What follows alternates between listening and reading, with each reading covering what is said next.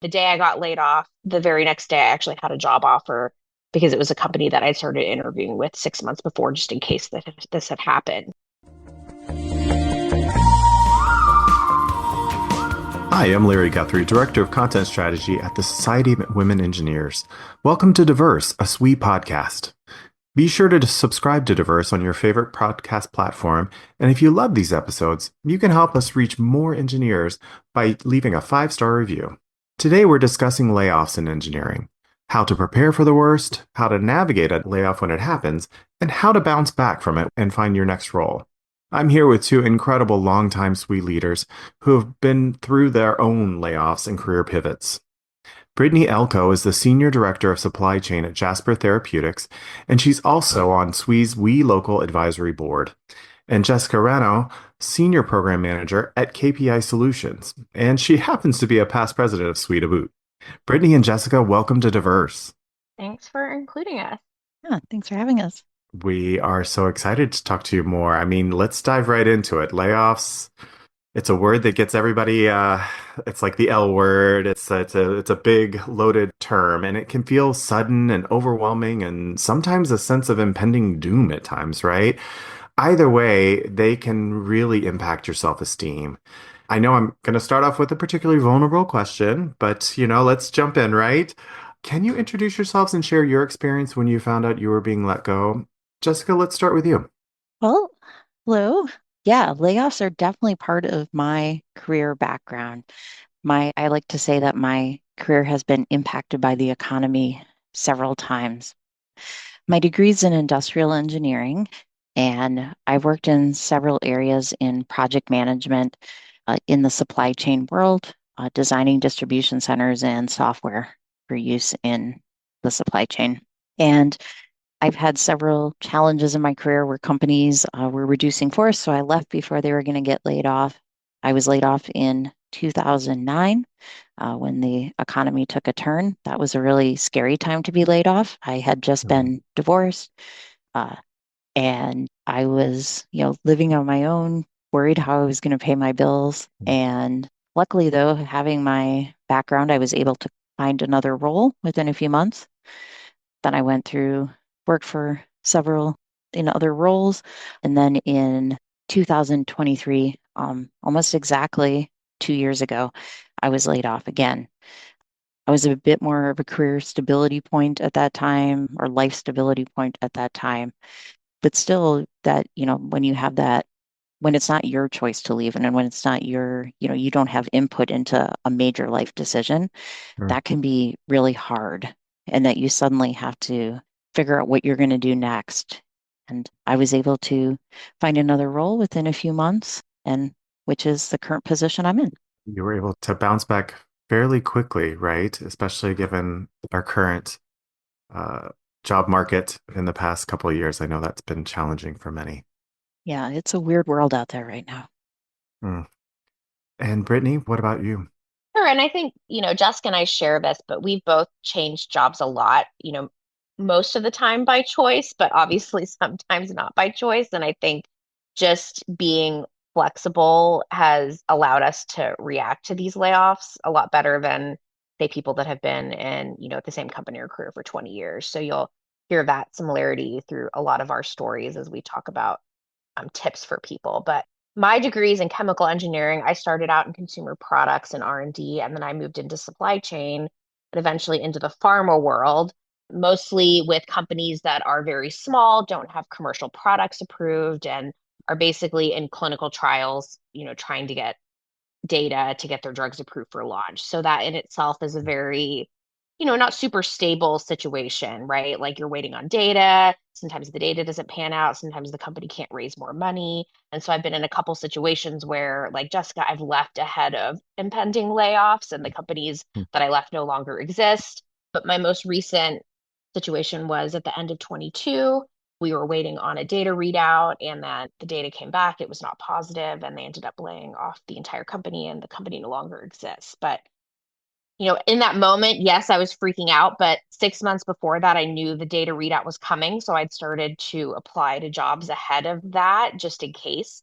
So I'm very much a planner, kind of plan for the worst. And I knew that financially I couldn't really to be, able to afford my lifestyle without a job for more than like a few months, even with my Sure. emergency fund. So to me, like I'm always looking for opportunities and kind of seeing what's out there just to give myself more, stability from that perspective. So the day I got laid off, the very next day I actually had a job offer because it was a company that I started interviewing with 6 months before, just in case that this had happened. So obviously, it was a very lucky situation for me, but we'll go into some of our tips and tricks, but thinking about those types of things, if you can foresee them, it's always good to get ahead of it. So I wasn't as overwhelmed, I think, if I had then just started to decide, oh, now I'm going to look for a new job once I know versus doing it ahead of time.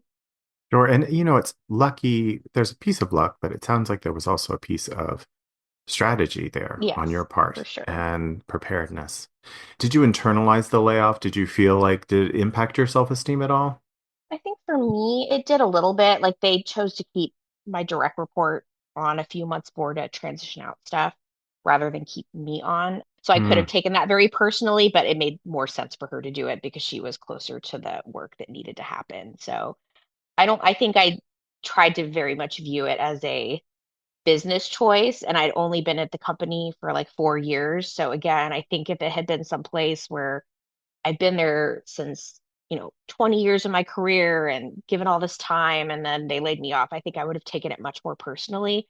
But because that was like the fourth company I worked at already, to me, I Hmm. already kind of I approach it very much like I'm here for the job and they're here for me to contribute to the job. And it's not a personal, relationship where I need to take this so hard, if that makes sense. No, that perfectly, Brittany. And it sounds like you had mentioned the field you're in. This is not necessarily uncommon based on Exactly. that startup. So it wasn't necessarily a new thing for either you or your colleagues or just in the industry in general. What about you, Jessica? Yeah, the first time I was laid off, it was, I went through, well, I think anytime you get laid off, you go through that whole grief cycle where you get anger, you get really, depressed, you just internally, you keep going through all those emotions until you reach that acceptance. And I think the first time was really hard in that I, wasn't sure why they selected me out of Mhm. everyone. There was a group of us. It was like 30% of the engineering team, but I was like, why was I selected? 6 months before that, I was on a retention bonus to stay at the company. But like Brittany said, it's a business decision. And after Hmm. I went through that, well, what I think my perspective on work has changed that the business is there. I'm there to do work Hmm. for them. They're there to give Hmm. you a paycheck and Hmm. it's mutually beneficial. But at the same time, don't be afraid to take vacations and do things Hmm. because, at the same time, the company is not going to be, you know, they can also dispense of you Yeah, yeah, essentially soon yeah. after. The second, because I know sometimes people are afterwards, they're like, I never took a vacation day, or I was the Mhm. most loyal person ever. Yeah. And that you need to also look out for yourself. And, the second time I was laid off, I wasn't surprised I was selected because of the role I was in. I was in more of a process improvement role, which generally is a lot of times one of the first groups to be released in those kind of when you're trying to cut costs. It was more just the whole company was in shock that they were doing a mass layoff. They had done it selectively in the past with like mergers and acquisitions or things where naturally you would expect that.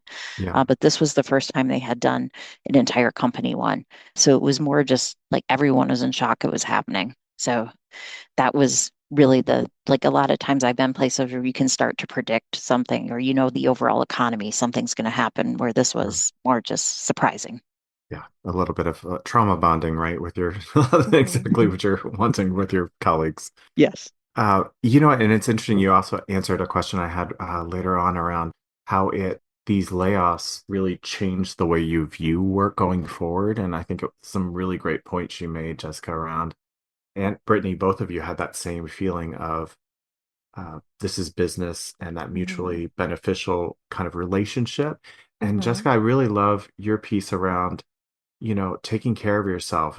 You take that vacation, that it's doesn't necessarily, it's not the reason why somebody would get laid off or not get laid off, Yeah, is what I'm hearing. It's that's a just, Yeah. good tip.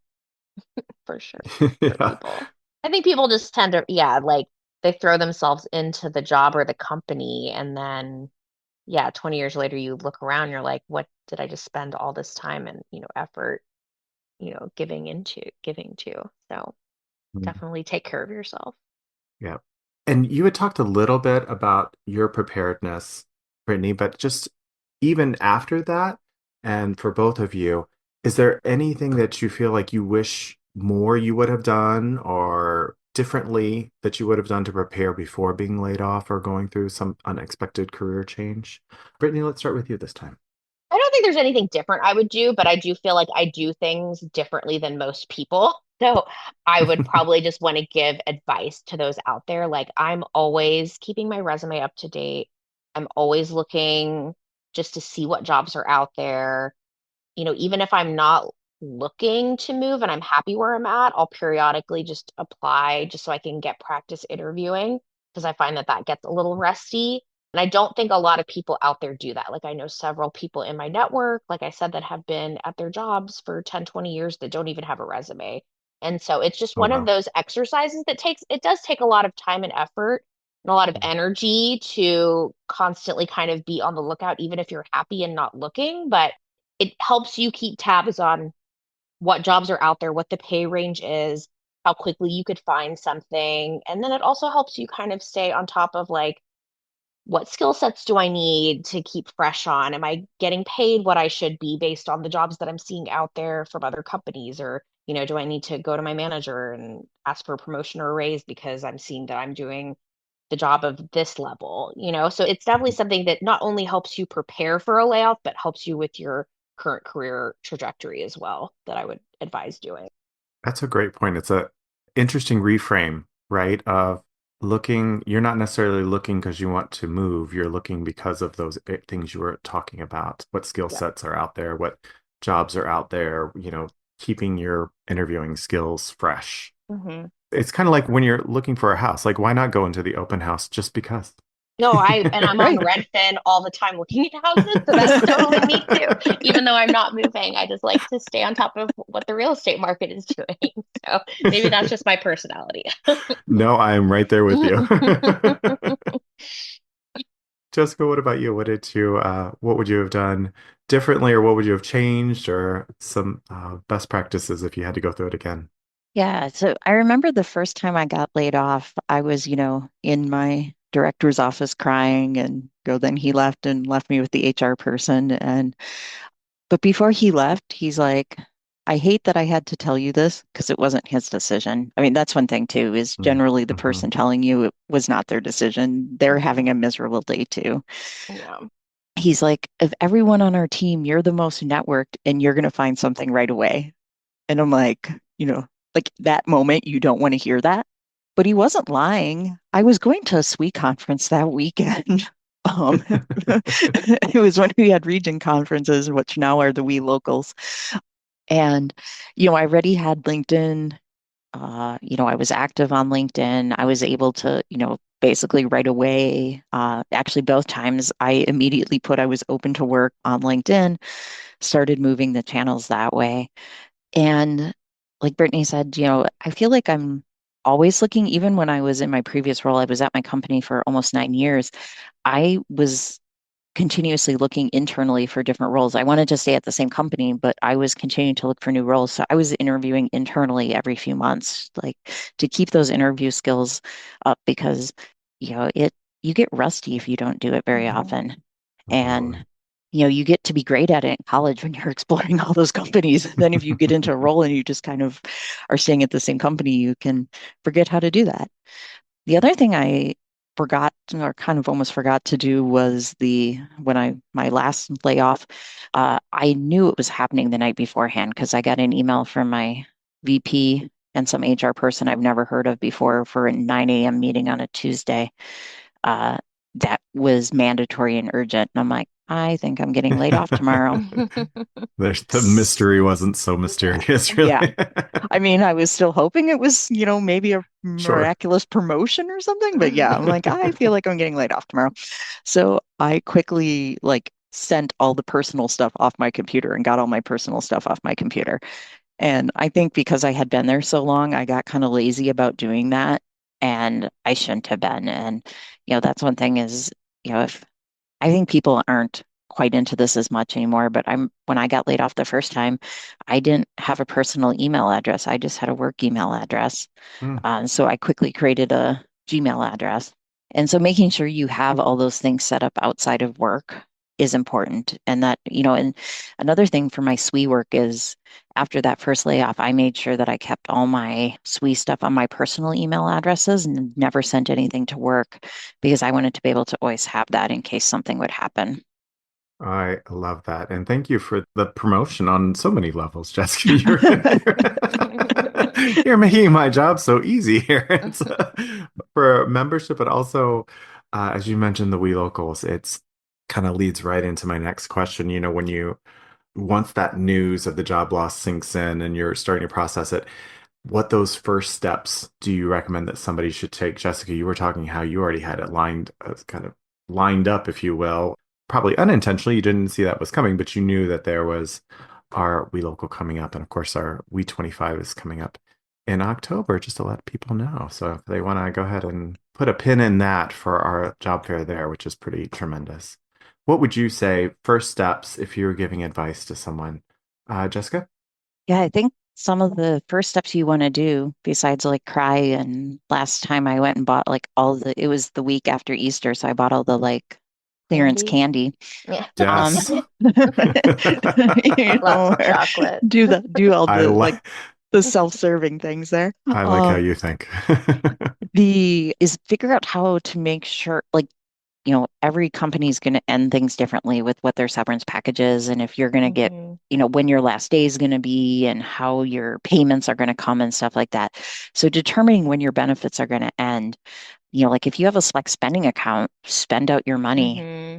If you need to get into the dentist or the eye doctor before your insurance expires or is done, make sure you get in. Try to just kind of looking at all those things that are going to end because your job ended. And when you're in that uncertain period, trying to take advantage of all those things right away. And then also applying for unemployment. Some states can take quite a while to process it. Some people think if they're getting severance that they can't file for unemployment, but that's not the case. I mean, usually your severance is going to be paid out in a lump sum. So if that is the case, you can file for employment, like unemployment immediately. And it Um, depends on the state. Some states let yeah. you also get unemployment at the same time as your severance. Yep. So it's really state by state, and how Hmm. much money you get is state by state. So it's definitely you need to check out what your benefits are going to be. And just, there's no shame in taking unemployment. You've been paying into it for years through your Absolutely. job. So, Hmm. figure out all those things and also sign up for a lot of companies will have outplacement services with trainings involved in them, someone to review your resume.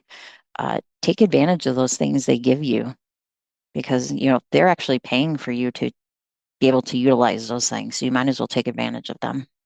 Yeah. I mean, whatever resources are available, why not? Can you have too much support in this kind of situation? Right. Brittany, what are your thoughts on that? Yeah, I'd say one thing I did immediately is, uh, look at my expenses and talk to my financial planner about, hey, do we pull, if I was contributing to like a 529 for my daughter, maybe I pull back on that until I can find a new job. Look at like what expenses you can pull back on in the short term while you kind of get your feet grounded and assessing what your new current financial situation is. And then other than that, I think it's just, we say sign up for the outplacement services. So usually they'll offer that, and it's usually some type of free resume creation. And they're not the best, in my opinion, but it's free. Take advantage of it. Yeah. If say you're starting from scratch on a resume, it's probably a good opportunity to do that. And make sure you've like filed any open expense reports for like trips you took recently where you have money coming to Yeah. you from the company. Sure. Do that as well. Yeah. I mean, that's similar themes, right, to Hmm. the outplacement services. Why not get another set of eyes on your resume? It could be a jumping Hmm. off point, right? And Yep. then that kind of financial assessment and then maximizing your benefits, whether Hmm. it be the health benefits or your unemployment benefits. All good stuff. And once you're past that and you're ready, you feel like you're in a place where you're going to do the job searching side of things. What tips do you have on that one? How can engineers find those new career opportunities that, and not just ones that are, oh, I just need a job, get the Mhm. ones that they're really excited for? Brittany, would you like to take first stab? Yeah, I mean, for me, like Jessica and I were really connected in the SWE network. So, I mean, I'm very much of the opinion that networking is the best way to find other jobs. And it's not even like finding jobs you want to apply for and then finding someone in your network to apply for them, but looking at people in your network and saying, oh, what do they do? Can I have an informal meeting with them to understand more about their role and like what other opportunities are out there? I'm a very heavy user of LinkedIn. Whenever I'm looking for a job, I always upgrade to LinkedIn Premium. I've looked at AI tools for resume help. So I'd say, finding that and utilizing that type of help is useful, but the networking piece is just huge. And so just like Jessica said, go to conferences, go to job fairs, just as much, it's a numbers game too, right? Like the more you put out there, the more likely you're going to get hits on stuff. So Sure. Do you have a, hot LinkedIn tip for if you're going to upgrade to pro? Like, what is your one tip if you're going to do that that you have found that has been really helpful? one thing I've heard recently that I do find is probably, I just changed jobs a few months ago. So I did just go through this process, not because I was laid off, but by choice. You have to really apply to the job when it's posted on LinkedIn within like the first 24, 48 hours because they're getting so many resumes that they're just like Mm, closing it right away and not looking at people that apply after that. So I would say don't take a ton of time trying to like fine tune your resume to make it perfect. Like it's probably better just to get it in there in the first 24 hours so that you're not missed. So that's something that I've heard that I've also seen out there in the market right now for people who are looking at jobs. So you using LinkedIn Premium, it gives you a lot more alerts when those things pop up. So you're getting like real-time notifications that this job was literally just posted an hour ago versus if you're just using the regular search functionality, you may miss something. So, so highly competitive. Use all the tech you can to jump on yeah. each Hmm. new opportunity. What are your thoughts, Jessica? Yeah, well, and I think it's the other interesting thing is now that there's a lot of positions that are remote. So when people, you're not limited to people in just a certain geography you're Hmm. competing against for a role. You're the entire country or world essentially for a job posting. Yes. But the one thing I would say too is if the position is still posted, don't think you can apply even though it said like 100 people applied Yes, because that's from true. my understanding is the algorithm will just show who clicked through on it. That doesn't Hmm. mean that they actually applied. So don't think that you can't, that, oh, I have no chance because hundreds of people already applied. There's a good chance only maybe 20 of them did. Hmm. I did notice, as much as it kind of stinks, but LinkedIn Premium, the paid for version, I noticed a drastic difference in the amount of contacts I got from people when I moved to Premium. And then when I stopped using it again, the number of contacts I got or messages, like from recruiters and stuff, basically dropped off immediately. So there is something in the LinkedIn algorithm that they do prefer the people that use the paid service. But, there's a lot of things with the free service too that you can just do job alerts. I still have them coming just to keep knowing what's out there in the Hmm. world right now. And, like Brittany said, keep doing that research and seeing Mhm. what's available and what may be interesting and what different things are going on. Like the things have definitely changed in the world of job possibilities over the last, since I graduated from college 25 years ago. Outside of the remote work, what's some of the biggest changes you've seen in the industry where that's concerned? When I first graduated, people, when you were an industrial engineer, everyone thought you were going to be go into manufacturing. And having worked in distribution for a long time, distribution centers are just as automated or even more advanced than manufacturing. And I think we all saw during COVID how important supply chain is. So I think there's just a lot more realization of different areas and where engineering can be used. And so, before when I look for roles in the area I've worked in, I'd go up to career fairs and talk to people like, do you have a supply chain group? And they'd look at me like, I don't know what you're talking about. We hire people that do design. Mm-hmm.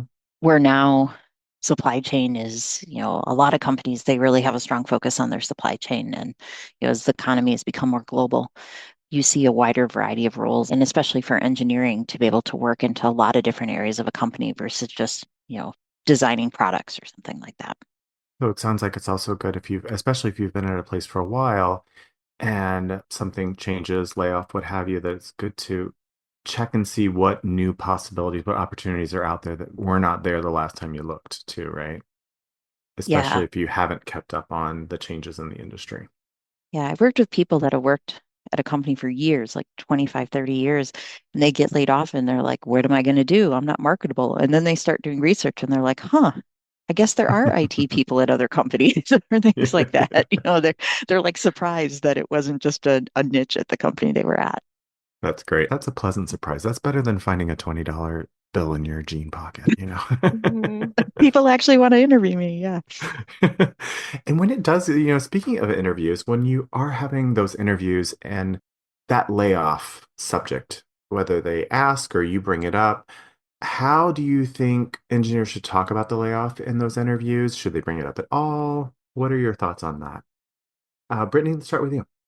Yeah, so I mean, this kind of plays into the question you just asked Jessica about what have you seen change over time in the job market. And I think people changing companies is much more accepted, right? So I would Mhm. say because companies are having a lot of layoffs and because people are just changing jobs inherently a lot, for me, that's not something that I've ever been worried about disclosing or having needing to justify it. But again, I'm in pharma, I'm in an industry where companies don't last 20, 30 years, so it's very normal to see someone with a resume with 1 or 2 years at a company and then they move on, whether that be by choice or because the company didn't make it. So for me, I feel very comfortable talking about, oh, this was, my company's data readout wasn't positive and I got laid off. And everybody's like, we understand that happens all the time. So it's Mm, not something to be embarrassed about. It's just the reason why you're looking for a new job. So, that Yeah. makes sense. I mean, I think every interview I've had,